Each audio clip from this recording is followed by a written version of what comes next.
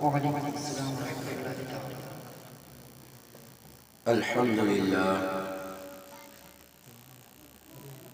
للہ رب العالمین والعاقبۃ للمتقین والصلاة والسلام علی سید المرسلین اما بعد فاعوذ باللہ من الشیطان الرجیم بسم اللہ الرحمن الرحیم وما خلقت الجن والانس الا ليعبدون صدق اللہ العظیم وصدق رسولہ النبی الامین الکریم ونحن على ذلك لمن الشاہدین والشاکرین والحمد للہ رب العالمین۔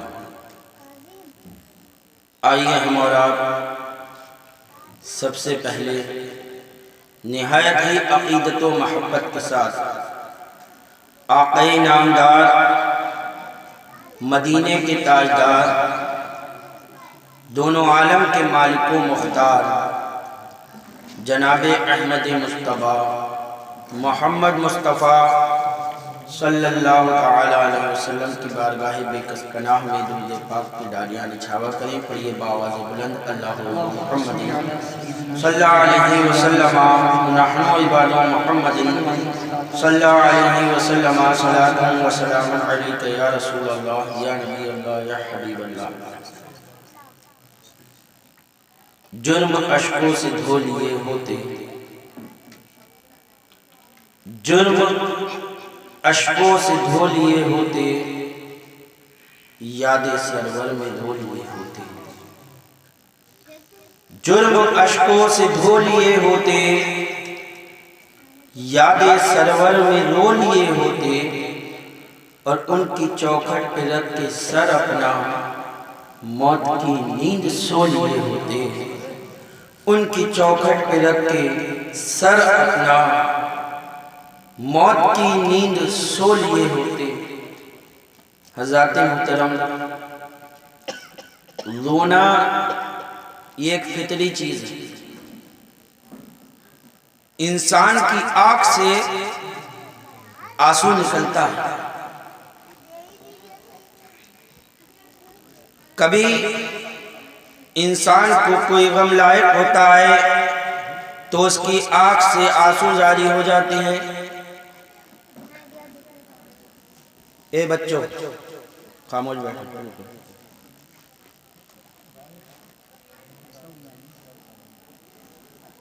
اگر اولاد کا انتقال ہو جائے تو اولاد کے غم میں آدمی رو پڑتا ہے۔ کوئی مال چوری ہو جائے تو مال کے غم میں آدمی کی آنکھوں سے آنسو آ جاتے ہیں۔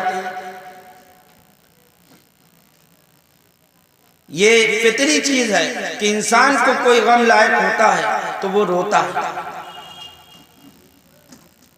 لیکن آپ جانتے ہیں ایک آدمی اپنے مال کے لیے روتا ہے اور اولاد کے لیے روتا ہے، کاروبار کے لیے روتا ہے، اور ایک وہ ہے جو خوف خدا میں روتا ہے، اللہ کے خوف سے۔ جو خوف خدا میں روتا ہے اس کا مرتبہ آپ جانتے ہیں۔ آیا ہے کہ قیامت کے دن ایک شخص کا اعمال تولا جائے گا،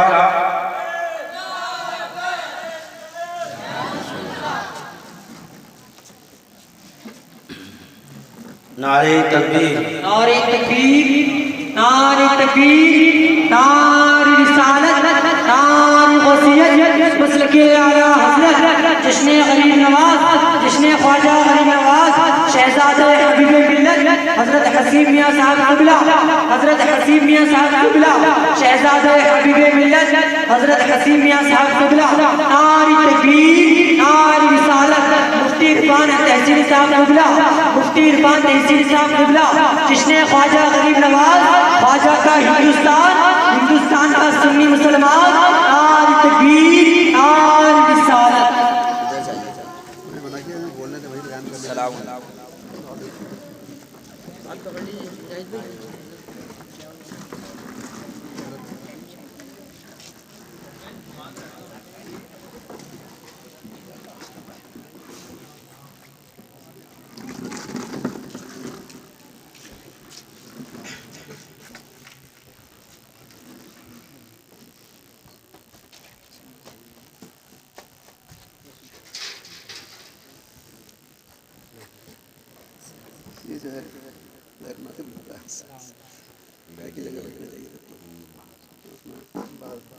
علماء کرام جو ہے وہ نیچے بیٹھے ہوتے ہیں.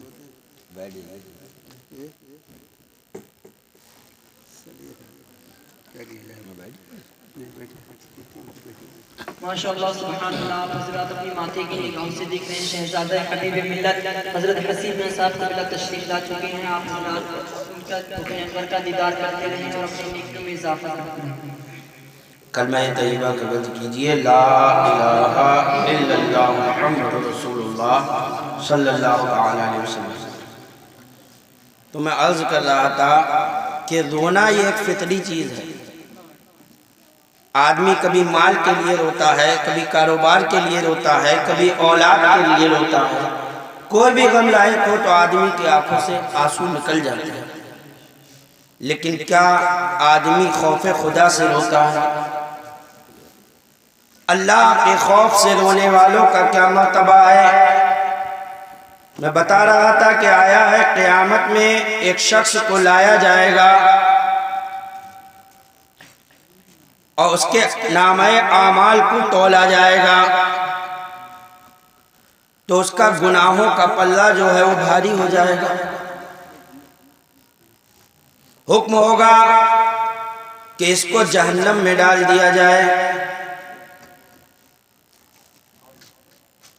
تو وہ عرض کرے گا اے پروردگار عالم، جب یہ حکم ہوگا کہ اس کو جہنم میں ڈال دیا جائے تو اس کے آنکھ کے پلک کا بال وہ عرض کرے گا اے پروردگار عالم،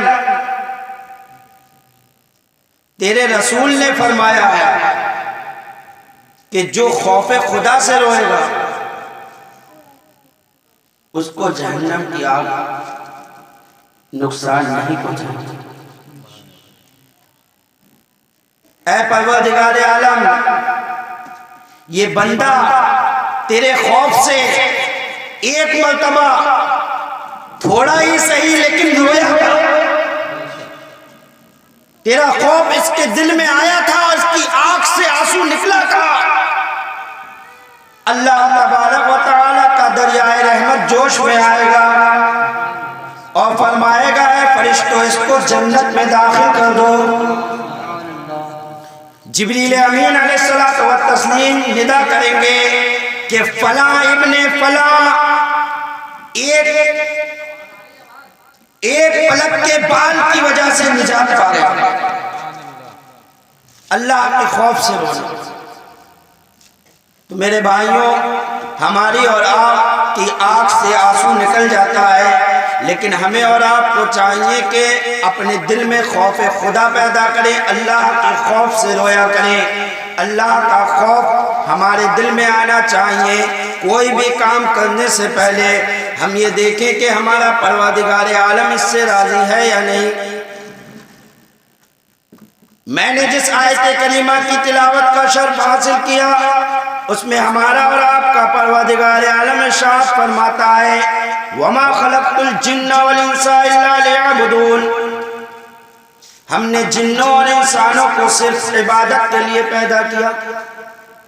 یعنی پروردگار عالم نے جو ہر چیز کا پیدا کرنے والا ہے، جس نے آسمان کو بھی بنایا، زمین کو بھی بنایا، تاروں کو بھی بنایا، چاند کو بھی بنایا، سورج کو بھی بنایا، ہر چیز کا بنانے والا پروردگار عالم ہے. لیکن ہر چیز کو بنایا لیکن کسی کو بیکار نہیں بنایا. ہر چیز کو کسی نہ کسی کام کے لیے بنایا. سورج بنایا گیا کسی کام کے لیے، چاند بنایا گیا کسی کام کے لیے، شجر و حجر بنائے گئے کسی کام کے لیے، دریائیں بنائی گئی کسی کام کے لیے، سمندر بنائے گئے کسی کام کے لیے، پرند بنائے گئے کسی کام کے لیے، چرند بنائے گئے کسی کام کے لیے. اب آپ پوچھو کس کام کے لیے؟ ہم نے کہا کہاں کسی کے چکر میں پڑے ہو کہ پوچھو کس کس کام کے لیے کیا کیا چیز بنائی گئی. ہمیں اپنی فکر کرنا چاہیے کہ ہم کس لیے بنے. اپنی فکر کریں کہ اللہ نے ہمیں کیوں بنایا. اے پروردگار عالم، تو نے ہمیں کیوں بنایا؟ یہاں میں آپ کو ایک بات بتاتا چلوں تو قرآن عظیم فرماتا ہے وَمَا خَلَقْتُ الْجِنَّ وَالْإِنسَ إِلَّا لِيَعْبُدُونَ. ہم نے جنوں اور انسانوں کو صرف عبادت کے لیے بنایا ہے۔ کائے کے لیے بنایا؟ صرف عبادت کے لیے بنایا ہے۔ یا میں آپ کو ایک بات بتاتا چلوں، جو چیز جس کام کے لیے بنائی گئی، اگر وہ چیز میں وہ کام نہ کیا جائے اور کچھ دوسرا کام کر لیا جائے اس چیز سے، تو لوگ اس کو کیا کہیں گے؟ میں مثال دے کر سمجھاتا ہوں۔ اگلدان بنایا گیا ہے تھوکنے کے لیے، اور گلاس بنایا گیا ہے پانی پینے کے لیے، اور کوئی شخص پانی پینے کے لیے جو گلاس بنا ہے اس میں تھوکنا شروع کر دیا، اگلدان سے پانی پینے لگے، کیا کہو گے آپ؟ یہی کہو گے یہ پاگل ہو گئے۔ بولو کہو گے نہیں کہو گے؟ کیوں؟ کیونکہ اگلدان پانی پینے کے لیے نہیں بلکہ تھوکنے کے لیے بنایا گیا تھا، اور گلاس کو پانی پینے کے لیے بنایا گیا تھا۔ کوئی اس کا الٹا کرے گا تو اس کو دنیا پاگل کہے گی۔ میں آپ سے پوچھنا چاہتا ہوں، آپ نے جو ہے اس کو پاگل کہہ دیا جو اگلدان میں پانی پی رہا ہے اور گلاس میں تھوک رہا ہے، لیکن ان لوگوں کے بارے میں آپ کا کیا خیال ہے کہ جن کو اللہ تبارک و تعالیٰ نے جن کی آنکھوں کو بنایا تھا قرآن کو دیکھنے کے لیے، زبان کو بنایا تھا قرآن کی تلاوت کے لیے، کان کو بنایا تھا جو ہے قرآن کی تلاوت سننے کے لیے، اللہ اکبر، ہاتھوں کو بنایا تھا مظلوموں کی مدد کرنے کے لیے، پیروں کو بنایا تھا مسجد تک جانے کے لیے، میں پوچھنا چاہتا ہوں ان لوگوں کے بارے میں آپ کا کیا خیال ہے جو آنکھوں کو جو ہے استعمال جو ہے اس لیے نہیں کر رہے ہیں کہ قرآن کو دیکھا جائے بلکہ فلموں کو دیکھتے ہوئے نظر آ رہے ہیں، کانوں کو استعمال اس لیے نہیں کر رہے ہیں کہ قرآن کی تلاوت کو سنا جائے بلکہ گانوں کو سنتے ہوئے نظر آ رہے ہیں، زبان کا استعمال اس لیے نہیں کر رہے ہیں کہ اس سے اللہ کا ذکر کیا جائے بلکہ اس سے جو ہے چغلی، غیبت اور بحث کلامی کرتے ہوئے نظر آ رہے ہیں۔ آپ کے بارے میں ان لوگوں کا کیا خیال ہے؟ آپ جو ہے ان لوگوں کو کیا کہو گے؟ آپ نے ایک اگلدان میں پانی پینے والے کو اور جو ہے گلاس میں جو ہے تھوکنے والے کو پاگل کہہ دیا کیونکہ اس نے غلط استعمال کیا تھا۔ آج دنیا آنکھ کا استعمال غلط کر رہی ہے، کان کا استعمال غلط کر رہی ہے، زبان کا استعمال غلط کر رہی ہے، اپنے پیروں کا استعمال غلط کر رہی ہے، اپنے ہاتھوں کا استعمال غلط کر رہی ہے۔ پروردگار عالم تو فرماتا ہے تمہارے تمام اعضاء کے ساتھ وما خلقت الجن والانس الا لیعبدون، ہم نے تمہیں تمام اعضاء کے ساتھ یعنی تمام پورے انسان کو ہم نے عبادت کے لیے بنایا ہے۔ تمہاری آنکھ عبادت کے لیے بنی ہے، تمہاری زبان عبادت کے لیے بنی ہے، تمہارے کان عبادت کے لیے بنے ہیں، تمہارے ہاتھ عبادت کے لیے بنے ہیں، تمہارے پیر عبادت کے لیے بنے ہیں، تمہارا چلنا عبادت کے لیے ہونا چاہیے، تمہارا اٹھنا عبادت کے لیے ہونا چاہیے، نعرہ تکبیر، ہر چیز عبادت۔ اللہ فرماتا ہے ہم نے تمہیں عبادت کے لیے پیدا کیا۔ اے میرے بھائیوں ذرا غور کرو، اللہ نے ہمیں جس چیز کے لیے پیدا کیا کیا ہم وہ کر رہے ہیں؟ بولیے۔ آؤ دیکھو عرب کی سرزمین پر اللہ کے رسول صلی اللہ تعالی علیہ وسلم جلوہ افروز ہیں۔ دنیا نے عبادت شروع کی کہ اللہ نے عبادت کے لیے بنایا ہے، لیکن غیر خدا کی عبادت کرنے لگے۔ کوئی پتھروں کو پوجتا نظر آ رہا تھا، کوئی درختوں کو پوجتا نظر آ رہا تھا، تو کوئی دریاؤں کو پوجتا نظر آ رہا تھا، کوئی چاند اور سورج کی عبادت کر رہا تھا۔ اللہ اکبر۔ ایسے وقت میں آمنہ کے لال جناب احمد مصطفیٰ محمد مصطفیٰ صلی اللہ علیہ وسلم تشریف لے آئے۔ دنیا چاند کے آگے جھکی، میرے نبی نے چاند کے دو ٹکڑے کر کر دکھا دیے کہ تم جسے خدا کہہ رہے ہو دیکھو وہ میرے انگلی کے اشارے سے دو ٹکڑے ہو رہا ہے۔ دنیا سورج کے آگے جھکی، میرے نبی نے انگلی کے اشارے سے سورج کو بتا دیا کہ تم جس کو خدا کہہ رہے ہو وہ میری انگلی کے اشارے سے واپس آ رہا ہے۔ دنیا درختوں کے آگے جھکی، میرے نبی نے جو ہے درختوں کو حکم دیا، درخت نبی کی بارگاہ میں حاضر ہو گئے اور بتا دیا تم جسے خدا کہہ رہے ہو وہ تو نبی کی بارگاہ میں حاضر ہو رہے ہیں۔ دنیا پتھروں کے آگے جھکی تو میرے نبی نے پتھروں سے کلمہ پڑھوا دیا کہ تم جسے خدا کہہ رہے ہو وہ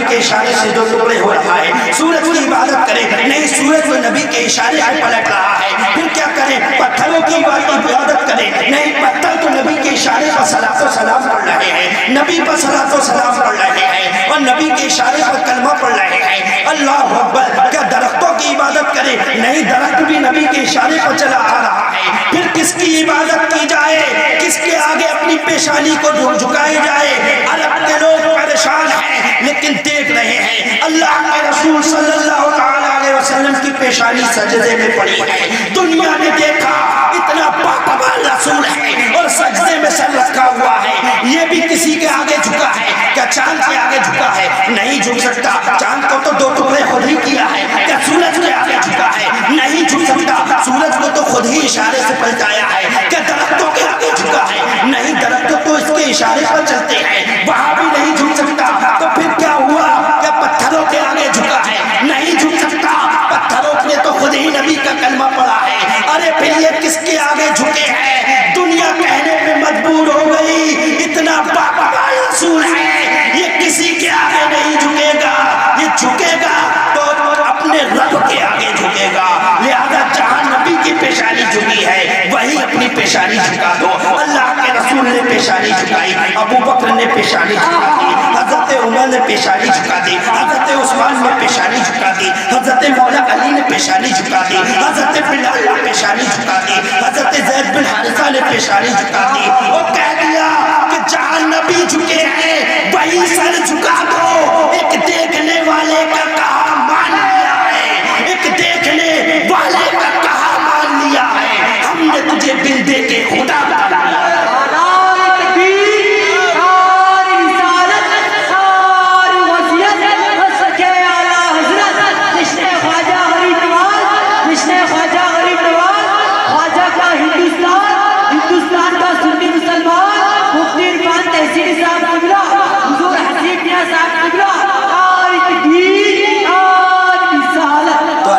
رسول نے آ کر بتا دیا, اے انسانوں تم عبادت کے لیے پیدا ضرور کیے گئے ہو, لیکن عبادت سب کی نہیں رب کی ہوگی.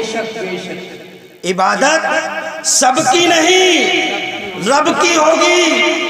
اللہ فرماتا ہے وَمَا خَلَقْتُ الْجِنَّ وَالْإِنسَ إِلَّا لِيَعْبُدُونَ. ہم نے جن اور انسان کو صرف عبادت کے لیے پیدا کیا ہے. اللہ اکبر میرے بھائیوں, اللہ اکبر.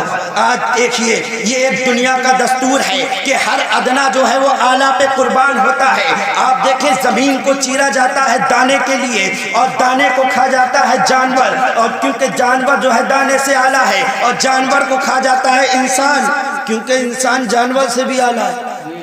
دیکھتے ہیں آپ ہر ادنا اعلیٰ پہ قربان ہوتا ہے. اللہ اکبر. گویا اللہ فرما رہا ہے اے میرے بندے یہ آسمان کا شامیانہ تیرے لیے ہے, یہ زمین کا فرش تیرے لیے ہے, یہ چاند تارے تیرے لیے ہے, یہ تمام باغ و بہار تیرے لیے ہے, یہ دریا کی طغیانی تیرے لیے ہے, یہ موجوں کی روانی تیرے لیے ہے, یہ ہوائیں فضائیں تیرے لیے ہے. اے میرے بندے دنیا کی تمام چیزیں تیرے لیے ہے اور تو میرے لیے ہے, اور تو میرے لیے ہے. وَمَا خَلَقْتُ الْجِنَّ وَالْإِنسَ إِلَّا لِيَعْبُدُونَ. ہم نے جن اور انسان کو صرف عبادت کے لیے پیدا کیا ہے. اللہ تبارک و تعالی ہمیں عبادت کا حکم دے رہا ہے. میرے بھائیوں میں یہاں آپ سے ایک بات اور کہنا چاہتا ہوں. آج ہم نے اپنے مقصد کو کیوں کھو دیا, ہم کیوں بھول بیٹھے کہ اللہ نے ہمیں کس لیے پیدا کیا. آج ہم صبح کو اٹھتے ہیں, منہ ہاتھ دھوتے ہیں, کاروبار میں اپنے لگ جاتے ہیں, شام ہوتی ہے اپنے گھر آ کر سو جاتے ہیں. اب بتائیے زیادہ تر لوگوں کا یہی حال ہے. فجر کی نماز سے انہیں مطلب نہیں, ظہر کی نماز سے انہیں مطلب نہیں, عصر کی نماز سے انہیں مطلب نہیں. لیکن کیا آپ نے کبھی سوچا کہ دنیا اسی لیے بنائی گئی تھی؟ کیا مسلمان دنیا میں اسی لیے آیا تھا؟ کبھی غور کیا؟ تو پھر ایسا کیوں کرتے ہیں؟ کافر میں اور ہم میں کیا فرق رہ گیا؟ کافر بھی صبح کو اٹھتا ہے, وہ بھی منہ ہاتھ دھوتا ہے, اپنے کام میں لگ جاتا ہے, شام کو آ کر وہ بھی سو جاتا ہے. ہم بھی صبح کو اٹھے اپنے کام میں لگ گئے, شام ہوئی ہم بھی آکس ہو گئے، ہم میں ان میں کیا فرق رہ گیا؟ اگر کاروبار کرنا ہی مقصد ہوتا، کاروبار کرنا ہی مقصد ہوتا ہماری دنیا میں آنے کا، تو بتاؤ کیا عرب کے لوگ، عرب کے کفار تاجر نہیں تھے؟ بہت بڑے تاجر تھے، کیا انہیں تجارت نہیں آتی تھی؟ بہت اچھی تجارت آتی تھی۔ کیا دنیا میں جو اور کفار تھے ان کو کاروبار نہیں آتا تھا؟ سب کو کاروبار آتا تھا، بہت اچھا کاروبار آتا تھا، بہت اچھی تجارتیں کیا کرتے تھے۔ لیکن اللہ اکبر، اللہ ایک ایسی قوم بنا رہا تھا کہ جو ہے خدا کو پہچاننا آتا ہو۔ پوری دنیا کو تجارت کرنا تو آتی تھی لیکن خدا کو پہچاننا نہیں آتا تھا۔ اللہ جو ہے مسلمان قوم بنا رہا تھا، بنائی اللہ نے مسلمان قوم بنائی ہے جس کو جو ہے خدا کو پہچاننا آتا ہے۔ اللہ تبارک و تعالیٰ نے ہمیں دنیا میں صرف کاروبار کرنے کے لیے نہیں بھیجا ہے، ہمیں صرف جو ہے دنیا میں جو ہے بیوی بچوں میں لگنے کے لیے نہیں بھیجا ہے، بلکہ ہمارے مقصد کو بنانے کے اللہ نے قرآن میں بتا دیا کہ وَمَا خَلَقْتُ الْجِنَّ وَالْإِنسَ إِلَّا لِيَعْبُدُونَ، ہم نے جنوں اور انسانوں کو صرف اور صرف عبادت کے لیے بنایا ہے۔ میں آپ کو ایک مثال دینا چاہتا ہوں میرے بھائیوں، اچھی طرح ذہن نشین کر لینا۔ موبائل آپ سب کے پاس ہوتا ہے، بولیے ہوتا نہیں ہوتا؟ اسمارٹ فون ٹچ والا، اس میں نیٹ بھی ہوتی ہے اور اس میں جانے کتنے فنکشن ہوتے ہیں، مجھ سے زیادہ آپ فنکشن جانتے ہو گے کہ ایک موبائل میں کتنے فنکشن ہیں۔ ہر کوئی سارے فنکشن جان بھی نہیں پاتا، اب بھی جانے کتنے فنکشن کسی کو پتہ نہیں ہوتے ہیں اس کے موبائل میں کیا کیا ہے۔ بینکنگ کا کام کرنا چاہو آپ اس سے کر لو، آفس کا کام کرنا چاہو آپ اس سے کر لو، آپ بل جمع کرنا چاہو اس سے کر لو، کسی سے جو ہے کسی طرح کا کانٹیکٹ نیٹ کے ذریعے کرنا چاہو کر لو، کوئی ویڈیو دیکھنا چاہو دیکھ لو، کوئی کچھ کرنا چاہے کوئی کچھ کرنا چاہے، بہت فنکشن ہے۔ لیکن میں آپ سے یہ پوچھنا چاہتا ہوں کہ موبائل بنا کس لیے؟ موبائل کو بنانے والے نے جب بنایا تھا تو اس کا مقصد کیا تھا؟ صرف بات کرنا۔ موبائل جب بنا تھا تو مقصد کیا تھا؟ بات کرنا۔ لیکن کیا اب صرف موبائل بات کرا رہا ہے؟ بہت کام کرا رہا ہے، یعنی کتنے کام آپ موبائل سے کر رہے ہیں۔ لیکن میں یہاں ایک بات آپ سے پوچھنا چاہتا ہوں، آپ موبائل میں کوئی بھی فنکشن چلاتے ہو، نیٹ کے ذریعے کچھ بھی دیکھتے ہو، کچھ بھی کرتے ہو، آپ چاہے بینکنگ کا کام کرتے ہو، چاہے آفس کا کام کرتے ہو، کوئی بھی کام آپ کرتے ہو، اگر کسی نے آپ کو کال کر دی تو بولو کال آتی ہے یا نہیں آتی ہے؟ بینکنگ کا کام ختم، آفس کا کام ختم۔ اے موبائل، اتنا ایمرجنسی کام کر رہا تھا، تو نے اس کا کام کیوں ختم کر دیا؟ تو نے کال کیوں بھیجی پہلے؟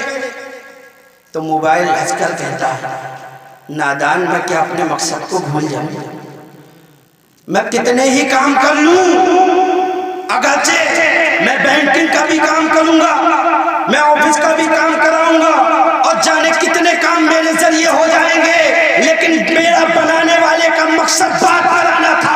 جب بات کرانے کی باری آئے گی، سارے فنکشنوں کو چھوڑ کر پہلے بات کراؤں گا۔ ہوتا یہ نہیں ہوتا ہے؟ کوئی بھی کال کرے سارے سب ہٹ جاتا ہے، پہلے بات ہوتی ہے۔ تو ایک موبائل ہمیں بتا رہا ہے کہ کچھ بھی کرو اپنا مقصد مت بھولو۔ اے انسان، ایک موبائل اپنے مقصد کو یاد رکھے ہوئے ہے۔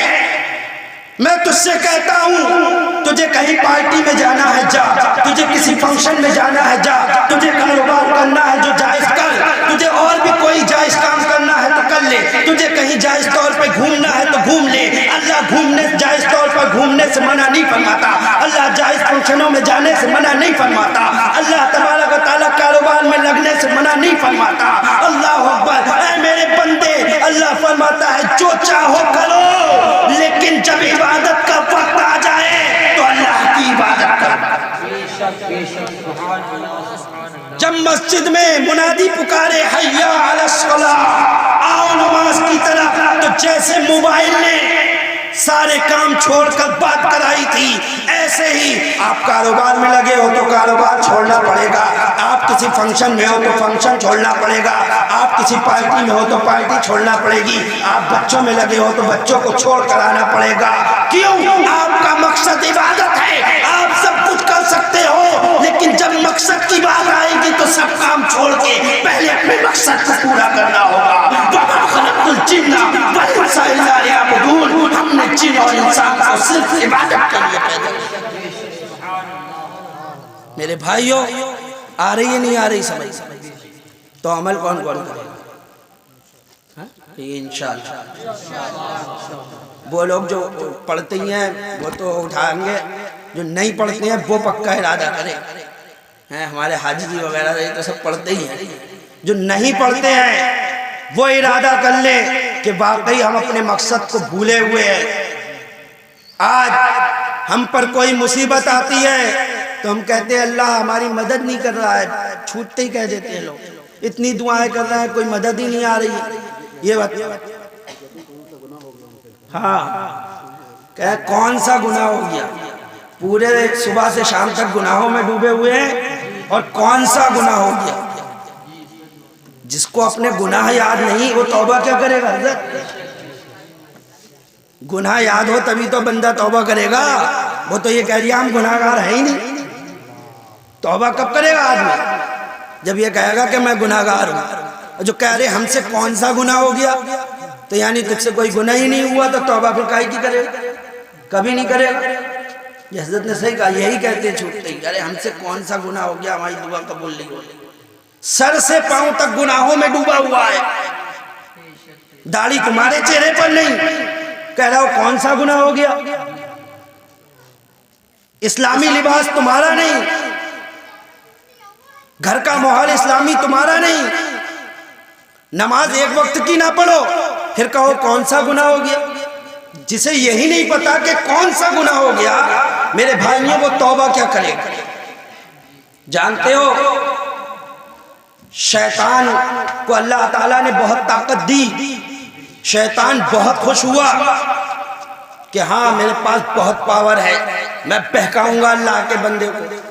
اور آدم علیہ السلام نے جب مانگا تو اللہ تعالیٰ نے توبہ کی طاقت دی۔ اے آدم، تیری اولاد سچے دل سے اپنے گناہوں سے توبہ کر لے گی تو میں اسے معاف کر دوں گا۔ اب شیطان افسوس میں پڑ گیا کہ یار یہ کیا ہوا، میری ساری محنت پر پانی پھر جائے گا، اتنی محنت سے میں گناہ کراؤں، اور اس نے اگر سچے دل سے توبہ کر لی، یا اللہ آج کے بعد میں یہ گناہ نہیں کروں گا۔ توبہ کا کیا مطلب ہوتا ہے؟ بس اللہ توبہ اللہ توبہ۔ توبہ کا مطلب ہوتا ہے کہ جس گناہ کی توبہ کی جا رہی ہے پختہ ارادہ کر لو کہ اب یہ کام نہیں کریں گے، یہ ہے توبہ۔ اور ارادہ دل میں یہ ہو کہ پھر کریں گے، اور توبہ کیے جاؤ۔ تو ایسا آدمی تو رب سے ٹھٹا کرتا۔ حدیث میں آیا ہے گناہوں پر اڑے رہ کر اور توبہ توبہ کیے جائے اور گناہ ایک بھی نہ چھوڑے، تو حدیث میں ہے کہ وہ رب سے ٹھٹا کرتا۔ تو میرے بھائیوں، جب یہ طاقت انسان کو ملی توبہ کی، تو شیطان بڑا فکر مند کہ اب کیا ہوگا۔ تو اس کے چیلے چاٹے بولے گرو کیوں گھبرا رہے ہو، یہ توبہ تو تبھی کریں گے جب گناہ کو گناہ جانیں گے، ہم ایسی چال چل کر لائیں گے کہ یہ گناہ کو ثواب سمجھ کے کریں گے۔